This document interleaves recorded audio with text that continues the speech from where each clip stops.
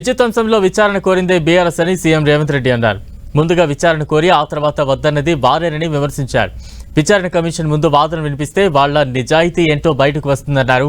విచారణ కమిషన్ కొత్త chairman నియమిస్తామన్నారు CM Revanth. అప్పటి కేంద్ర మంత్రి జైపాల్ రెడ్డి, కాంగ్రెస్ అగ్రనేత సోనియా గాంధీ వల్లే తెలంగాణకు విద్యుత్ ఏపీతో పోలిస్తే ఎక్కువ విద్యుత్ అందుబాటులోకి వచ్చిందన్నారు. ఆ నిజాయితీని మేము నిరూపించుకుంటాం. సత్యహరిచంద్రుడు ఆ వంశంలోనే మేము ఉన్నాం. సత్యహరిచంద్రుడు తర్వాత మా నాయకుడు చంద్రశేఖర్ రావే సత్యహరిచంద్రుడు అవతారంలో కలియుగంలో జన్మించిండు. కాబట్టి మీరు ఎంక్వైరీకి ఆదేశాలు ఇవ్వండి అని చెప్పి ఆ సభ్యుడే అడిగిండు అధ్యక్ష.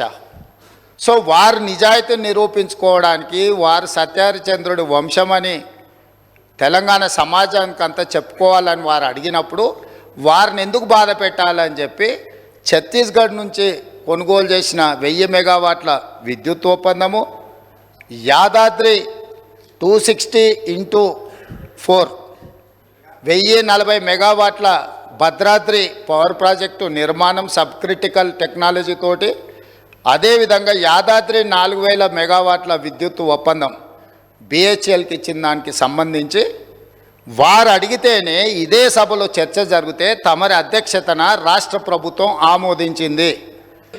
హైదరాబాద్తో కూడుకున్న తెలంగాణ రాష్ట్రం ఇచ్చిన మనం తెలంగాణకు విద్యుత్తు ఒకవేళ కొరత ఏర్పడితే తెలంగాణ రాష్ట్రం అభివృద్ధి కుంటుపడుతుంది, కుప్పగూలుతుంది అని చెప్పి జైపాల్ రెడ్డి గారు వెళ్ళి కన్విన్స్ చేసి రాష్ట్రం ఏర్పడిన తర్వాత స్పీకింగ్ ఆర్డర్ ఇప్పించండి అధ్యక్ష.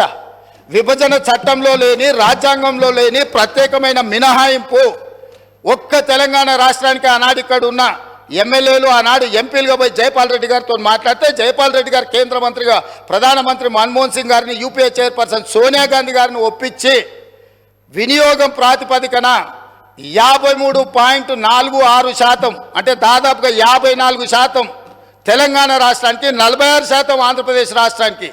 వాస్తవంగా ఉత్పత్తి సామర్థ్యం ప్రకారం చూసుకుంటే 36% తెలంగాణలో ఉండే, 64% ఆంధ్రప్రదేశ్లో ఉండే. విభజన చట్టం ప్రకారం తెలంగాణకు 36% వచ్చే విధంగా, ఆంధ్రప్రదేశ్కి 64% వచ్చే విధంగా ఉంటే జైపాల్ రెడ్డి గారు తీవ్రమైన కృషి చేసి తెలంగాణ రాష్ట్రానికి 53.46% ఇప్పించి కేంద్ర ప్రభుత్వం నుంచి ఆదేశాలు ఇప్పించి ఆనాడు తెలంగాణ రాష్ట్రాన్ని చీకట్ల నుంచి కాపాడింది అధ్యక్ష. ఇక్కడ కూర్చున్న వాళ్ళు పొంకనాలు కొడుతున్నాడు ఎవడేం చేయలే.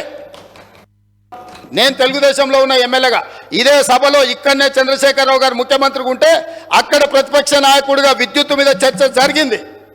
ఆనాడు సమాధానం చెప్పలేక తెలంగాణకు చీకటి రోజులని పేపర్లు కింద కొట్టి ఆనాడు స్పీకర్ గారికి ఇక్కడి నుంచి హుకుం జారీ చేసి మార్షల్స్ను పెట్టి నా నీడ్చి బయట పడేపించింది అధ్యక్ష.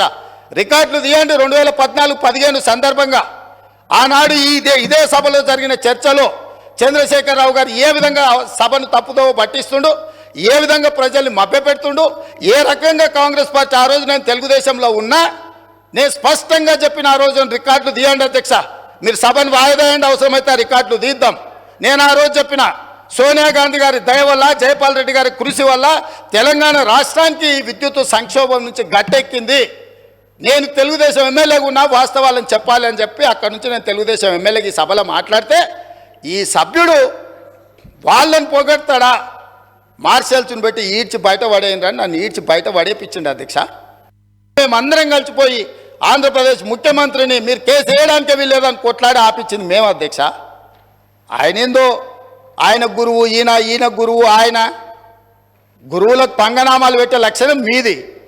మేము ఎప్పుడు కూడా ఎవరితోనైనా తెలంగాణలో ఏంది అధ్యక్ష, ధూపం మీద వస్తే ఎవరన్నా గిలాసని మంచినీళ్ళు ఇస్తే కూడా వాళ్ళని గుర్తుపెట్టుకుంటాం అధ్యక్ష. మనము 10 ఏళ్ళు 20 ఏళ్ళు కలిసి పనిచేస్తే సహచరులుగా ఉన్న మన వాళ్ళని మనం అగౌరవపరచాలని ఎక్కడన్నా ఉందా అధ్యక్ష? వాళ్ళకంటే తిన్నింటి వాసాలు లెక్కబెట్టే లక్షణం ఉంది. నాకు అట్లాంటి లక్షణం